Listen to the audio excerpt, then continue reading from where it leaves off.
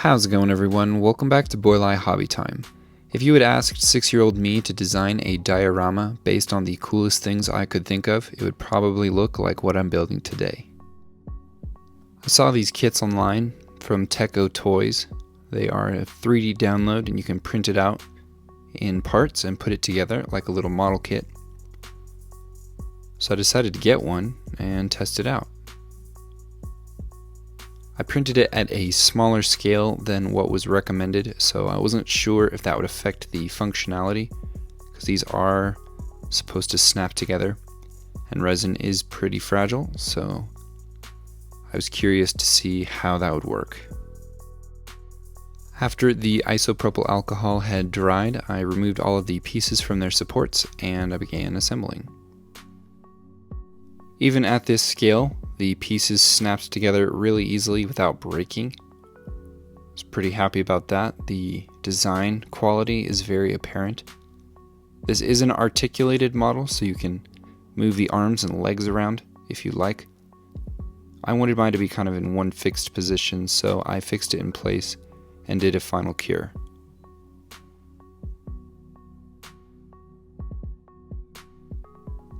I then primed it with a zenithal highlight, and it was ready for painting.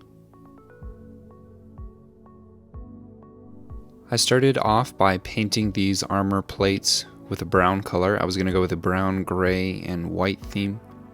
I wasn't really feeling that, so I added a wash, and before I knew it, it got out of hand, and the whole thing was brown. So I made a course correction. Changed those armor plates to a blue. It's a very nice blue. Added little highlights of gray in there. Then I dry brushed on some of those details.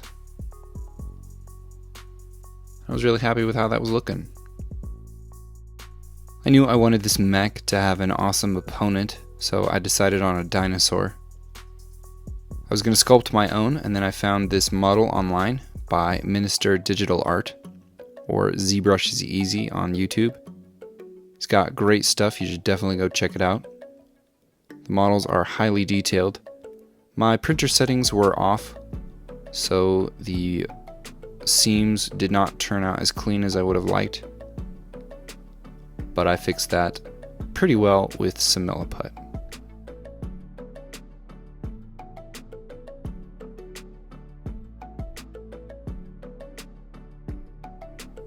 After the Milliput had dried, I gave it a zenithal highlight.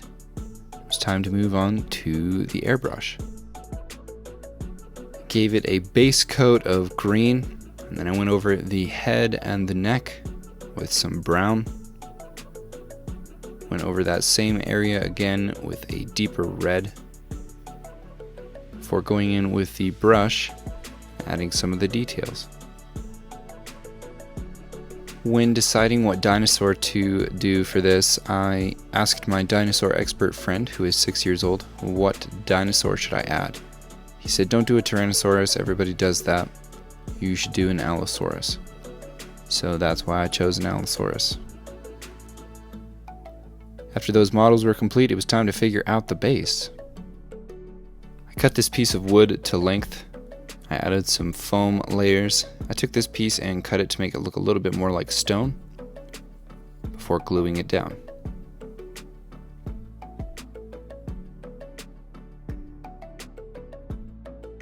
I used a new to me method of adding variation to the flat surfaces using a butane torch. I wouldn't recommend it. It would be really easy to ruin your project like this.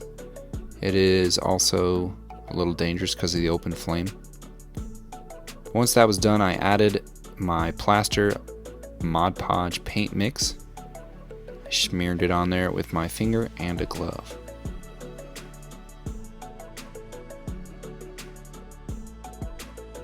When that was dry, I added a black and brown wash to the rock face, as well as a dry brushed highlight.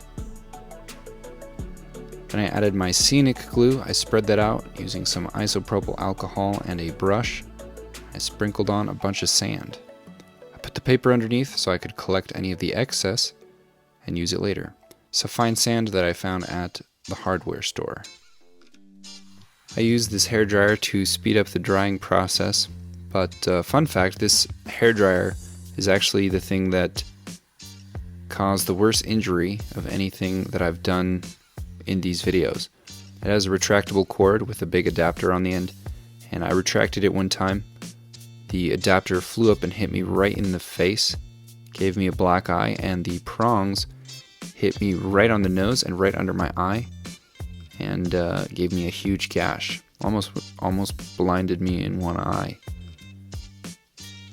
You know, it's the stuff you don't expect. You know, it's not the electronics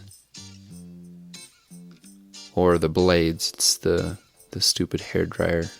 It'll get you. Be careful. To make sure the dinosaur stayed on the base better, I drilled a hole in its foot and mounted a little rod in there. I thought about doing white lasers at first, but I opted for green because it got a little bit more brightness. So I pre-soldered those, wrapped the wires around the mech's back, and then I glued those in place. I drilled a hole through the base so I could run the wires through, right near where the mech's foot was going to be. Soldered all of that together, fixed him in place, painted up the wires, put the dinosaur in place.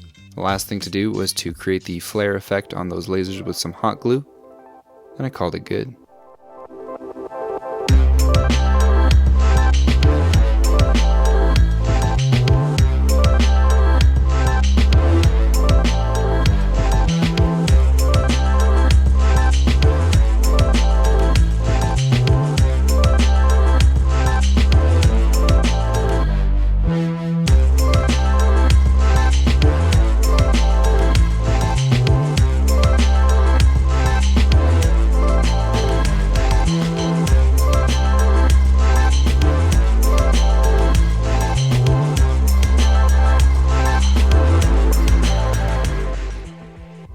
That is it for this video. Thank you all so much for watching.